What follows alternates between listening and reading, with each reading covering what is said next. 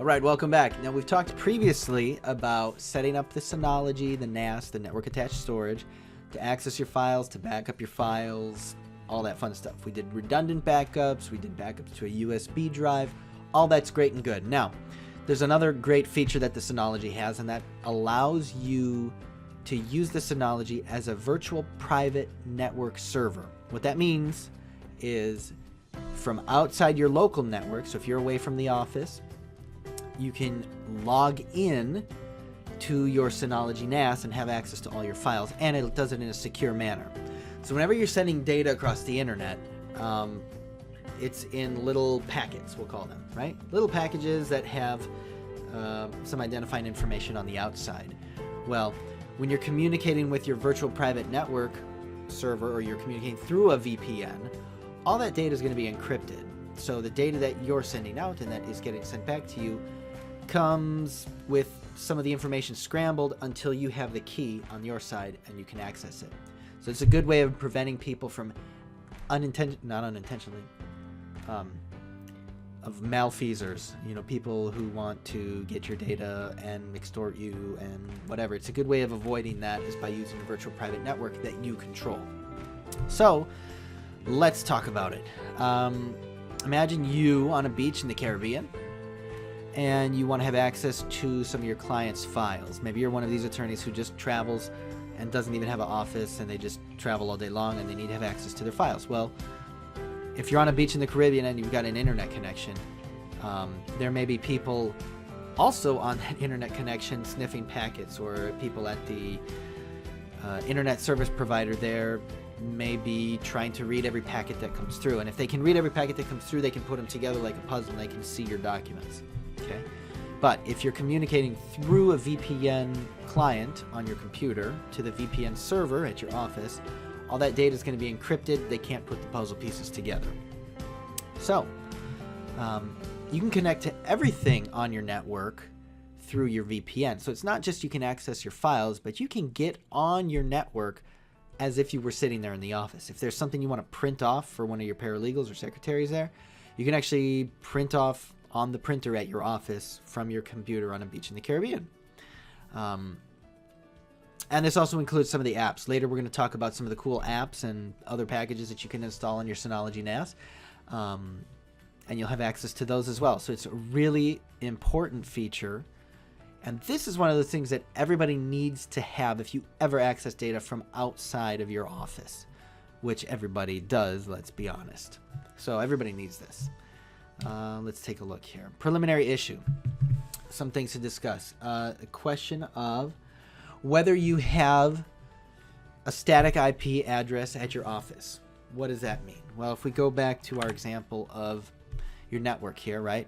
You get your VPN and a firewall and a router. This router that is given to you by your internet company, or maybe you own it, is given an address, an internet address, an IP address. And typically on residential service, it's going to be one that could periodically change. And that can lead to configuration problems later on if you're using it for something like this. So you can actually contact your internet service provider, and you can get a static IP address. It's something they charge a little extra for. Sometimes it's included on your business internet. So just to be aware of whether you have a static IP address. Otherwise, one day you may go to connect and it'll be like IP address unknown or connection error. And it'll be because, I don't know, your ISP, your internet service provider, had to reset their router or something, and so it resets everybody's address. You don't want that to happen. You want a static IP. You're running a business. All right, next. All right, then we need to enable the VPN feature on your Synology NAS. So let's get to it. As a reminder, if you don't know how to get to your NAS on your network, open the Synology Assistant, double-click the icon there, and it'll bring you to your Synology login page. You log in, and here we are. All right, so first thing we want to do is we want to enable the VPN server. So let's go to Package Center. And I know it's in here, and I know it's got VPN in it. Voila. VPN server. It's a utility. We're going to install it. And crickets. TikTok. Here we go. Open. Now, we open the VPN server app on your NAS, and what do we see? We see that there's PPTP, OpenVPN, and L2TP/IPsec. Okay, these are 3 different types of VPN connections that you can set up, right? From what I've read, I believe the OpenVPN is probably the more secure one, but all of them should be fine for whatever you're doing. I mean, anybody with anything could get hacked. The US government gets hacked. The NSA gets hacked. So what we're doing is we're looking for an acceptable level of protection. Okay, so assuming either of these 3 are going to give us a great level of protection, let's go and just use the PPTP as an example of how to enable these. You can go through later, depending on if you're on a Mac or a PC, OpenVPN is probably the more hard one to configure, just because you need to download software from openvpn.net or org or something. But let's do PPTP first. So let's overview connection list. These would be people who are connected right now. No one's connected because nothing's set up. General settings, just the network connection here. Privileges. All right, we got privileges for everyone's granted here. Let's click on PPTP. Click to enable. And this is going to give in when somebody logs into the VPN server has to give them a network address on the local network. So you can just leave the default settings, is probably fine. If you run into any conflicts, you can come here to change them in the future.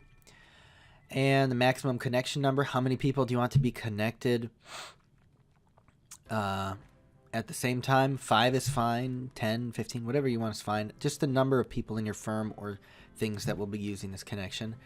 And do you want people to connect with the same account more than once? We're going to give them up to 3 devices they can log in and at once. You can also change that to 1 if you want to be a little more secure in granting access.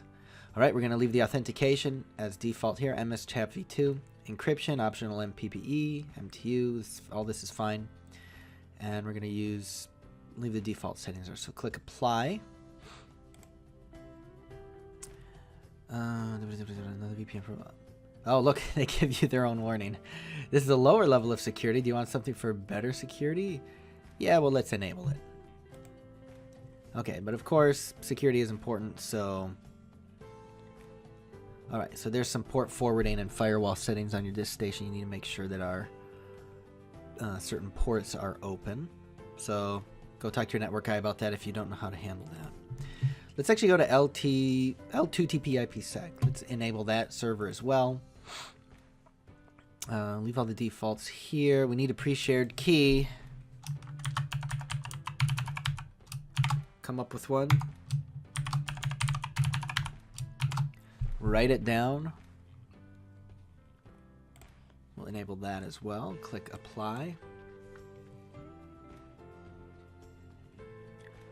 Okay, make sure the ports are open. All right, I think we got our ports open here. So that would be on your router at your office. You want to make sure that those ports are open. If you don't know how to get into your router, call someone who does. All right, we're going to click apply. Actually, I think I already clicked apply. So now, all right, the next thing we got to do is we need to go to a computer that's not on the same network. Right, so we've enabled the feature. If you're using OpenVPN, you actually have to generate certificates. And all right, install the VPN client on your computer. So let's go to a computer that's not on that network so we can actually test it out. Give me 1 second. All right, so to finish the demonstration then, you see we have here install the VPN client on your computer. On Windows 10 comes with a VPN client. So if we go to your start menu, search box, and type in VPN, and there's an option that says change virtual private networks. Click that, and it's going to come up like this. You're going to see this, okay? So we're going to add a VPN connection. Actually, let me disconnect from this one here. Let's add a VPN connection. The VPN provider is going to be Windows built in. Name your connection like Office VPN. The server name or address. Okay, so this is going to be your IP address, your static IP address. If you don't know what your IP address is and you're just testing it out or don't know if you need it or have a static IP yet, let me suggest you do this. If you don't know what your IP address is, simply navigate to the internets. Type in, what is my IP address? Google will tell you. So here's your IP address you can use for that. All right. Now, in order for me to be able to show you this, I'm going to log into a computer that, or into a NAS that I have the exact same configuration on. So I'm typing in my address there. I'm blurring it out so you can't see it. The VPN type, for this one, I'm going to say go ahead and leave it at automatic. We're going to use a username and password, and your username and your password for logging into the NAS is what you're going to use here. Oops.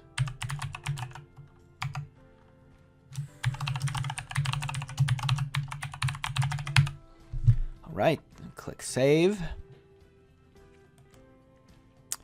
And this is the one I just created, so let's click connect.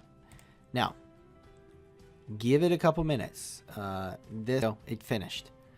Okay, so we're connected. So now what we can do is, if you've mapped those network drives to your computer, you'll now have access to those here in URL. I don't need to go showing everything of mine, right? But you'll be able to access your Synology. So you can use Synology Assistant. You can find your Synology. You can open up the File Explorer in Windows. Let me open up a new window here. So, for example, if you had mapped a bunch of network drives on the left here, then you would have access to them all of a sudden. And you can access all the files on your local network from wherever you are, and it's secure. So you've got secure packets of data being sent out over the internet, and the only people with the key are you and your Synology server. So this video was a little bit longer. I hope you were able to follow it. And remember, we were setting up here an LT2P/IP set connection. You can also use PPTP. You can also use OpenVPN. OpenVPN, however, is not natively supported by that Windows connector, so there's other software you can download for that. And the other thing to remember is, like we were showing you, the other users in your firm, if you want to give them access, you can do that. But you don't have to. So if they're not someone who should need access from anywhere else, that's okay. This is really useful if you have like a multi-office situation and one is a main office and you have like a satellite office. Just always have them connected to the VPN when they're at that other office so your data can stay secure and you can have access to it. And that's all we have for today. So thank you for joining us. As always, this show has been brought to you by Prima.Law. Prima.Law provides immigration software for attorneys. It's completely cloud-based. We do autofilling of forms, track priority dates, USCIS receipt numbers, and all that fun stuff. Find a free 15-day trial at www.primafashinow.com. Thank you.